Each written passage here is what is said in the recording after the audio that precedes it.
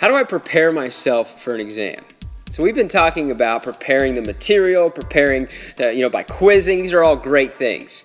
But if you know the material backwards and forwards and you haven't prepared yourself, man, you are not going to do well when you go into that test. There's a very, very simple way that you can do this. This is actually so simple, it just seems like it wouldn't make a big difference. But there's a lot of research out there that says this one very simple thing that I'm about to tell you, believe it or not, this one simple thing can make a significant difference in your grades. You ready for this? Just tell yourself a different story. What in the world does he mean by that? Tell myself a different story.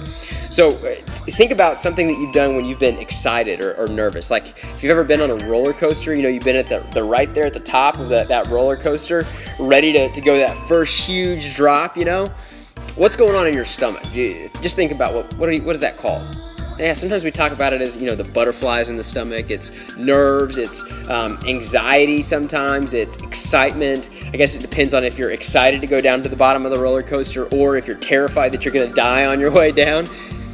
Yeah, interestingly enough, for both of those people, the terrified one and the super excited one who's having the time of their life, they have almost an identical physical experience. You know what the difference is? They're telling themselves a different story.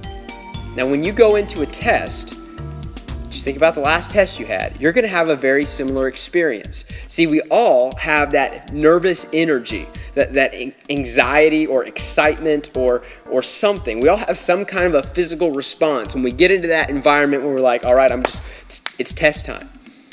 Now, if you're a student who says, I get very nervous when I go into a test, what often happens is that you end up missing questions that you actually knew.